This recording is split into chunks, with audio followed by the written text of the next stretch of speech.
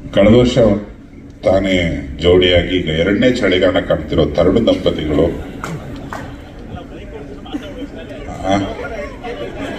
ಆಮೇಲೆ ಮಾತಾಡ್ತೀನಿ ಅಂದ. ಇವಾಗ ಹಿಡ್ಕತ್ತಾನೆ ವಿಜಯ್ ಬಂದು. ಇಲ್ಲ, ನೀವು ನಮಗೆ ಕೇಳ್ತಾ ಇರೋದು ಒಂದ್ ಕಡೆ, ನನ್ನ ಒಡನಾಟ ನಿಮ್ ಜೊತೆ ಜಾಸ್ತಿ ಇದೆ, ಎಲ್ಲ ಸಾಂಗ್ಗಳು ಬರ್ಸಿದೀವಿ ಅವಾಗಿಂದನು. ಏನೋ ಸಿಚುವೇಶನ್ ತರೋಣ ಗುರುಗಳೇ, ಹಿಂಗೆ ಎಣ್ಣೆ ಮೇಲೆ ಸಾಂಗು ಸಂಜೆ 7 ಗಂಟೆ ಮೇಲೆ ಬಾ ಅಂತ ಹೇಳ್ತೀರಾ. ಅದೇ ತರ ಒಂದು ವಾತಾವರಣದಲ್ಲಿ ನಮಗೆ ಖಾಲಿ ವಾಟರ್ ಬಾಟ್ಲ್ ಆಗಿರ್ಬೋದು ಅಥವಾ ಅಲ್ಲಾಡ್ಸು ಎಲ್ಲ ಆ ಥರದ್ದೇ ಮಧ್ಯಾಹ್ನ ಆದ್ರೂ ಅದೇ ತರ ವಾತಾವರಣ ಇಟ್ಟಿದ್ರಿ.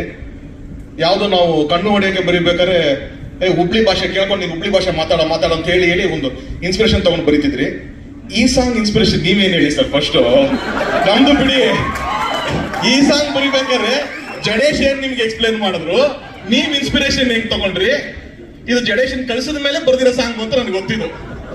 ಇದು ನಮ್ಮನ್ನೆಲ್ಲ ಟೇಬಲ್ ಮೇಲೆ ಕೂರ್ಸ್ಕೊಂಡು ಬರೀತೀರಾ ನೀವು, ಬಟ್ರ ಬರೆಯೋದು ಹಿಂಗೆ. ಇದಾಗಿ ತೋರಿಸ್ಬೇಡ, ಸೆನ್ಸರ್ ಪ್ರಾಬ್ಲಮ್. ಅದೇ ಬಟ್ರಿಗೆ ಇದು ಗಣೇಶ್ ಬೆಳಗ್ಗೆ ಬರ್ಕೊಡ್ತೀನಿ ಹೋಗು ಅಂತ ಕಳಿಸಿರೋ ಸಾಂಗ್ ಹೇಳಿ. ಇಲ್ಲ, ನಾವು ತುಂಬಾ ಉನ್ನತ ಮಟ್ಟದ ಚರ್ಚೆ ಮಾಡಿದ್ವಿ ನಾನು ಮತ್ತೆ ವಿಜಿ. ಒಂದು ಸಾಮಾಜಿಕ ಉತ್ಕ್ರಾಂತಿ ಆಗ್ಬೇಕಂತದೊಂದು ಮಟೀರಿಯಲ್ ಹೇಳೋ ವಿಜಿ ಅಂದಾಗ, ಸರ್ ನಮ್ಮವು ನಿಮ್ಮವೇ ತೆಗೆದ್ರೆ 5 ನಿಮಿಷಕ್ಕೆ ಬಂದ್ಬಿಡ್ತದೆ ಅಂದ. ಯಾವ್ದೋ ಒಂದು ಬಿಡು ಅಂದೆ. ವಿಜಿ ಮತ್ತೆ ನಾನು ಇಬ್ಬರೇ ವೈಯಕ್ತಿಕವಾಗಿ ಮಾತಾಡೋದನ್ನ ಯಾರನ್ನ ಕೇಳ್ಬಿಟ್ರೆ ಕಿವಿ ಕಿತ್ತೋಗ್ಬಿಡ್ತದೆ ಸರ್. ಅದು ಎಂದೆಂದೂ ಮುಗಿಯದ ಒಂದು ಅಗಾಧವಾದ ಸ್ನೇಹ. ಆಮೇಲೆ ನಾನು ಹೇಳಿದಾಗ ಆಗಲೇ ನಾನು ಲೋಫರ್ ಅಂದ್ರೆ ನಮ್ಮ ಅಪ್ಪ ಅವನು ಅಲ್ಲೇ ಕೂತ್ಕೊಂಡು ಒಳ್ಳೆದಾಗ್ಲಿ ಮಗನೇ ಅಂತ. ಅಂದ್ರೆ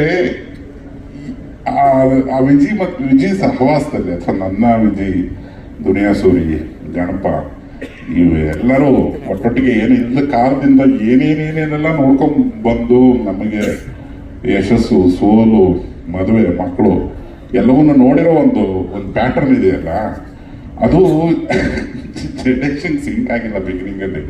ನನ್ನ ಮಕ್ಕಳು ಏನ್ ಒಂದು ಮಗು ಇದೆ ಅಂತ ಹೇಳ್ದಾಗ ನನಗೆ ಇಷ್ಟು ದೊಡ್ಡ ಮಗು ಇದೆ ಅಂತ ಗೊತ್ತಿರಲಿಲ್ಲ. ಅದು ನ್ಯೂಸಿಗೆ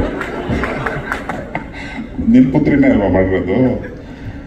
ತಡಿ ಇದು ಮಟೀರಿಯಲ್ ಅಂತ ತೆಗೆದ. ಈಗ ನಮ್ಮ ಬದುಕಿಂದ ಏನಾದ್ರು ತೆಗೆದ್ರೆ ತರ ನಾವು ಕೇಳಕ್ಕಾಗಲ್ಲ ನೀನು. ಆ ಥರ ನಿನ್ನ ಮಗಳಿಗೆ ಒಂದು ಧನ್ಯವಾದ ಕಣ. ತುಂಬಾ ಮುದ್ದಾಗಿ ಕಾಣಿಸ್ತಿದ್ದಾಳೆ. ಆಕೆಗೆ ಇಂಡಸ್ಟ್ರಿಗೆ ಸ್ವಾಗತ.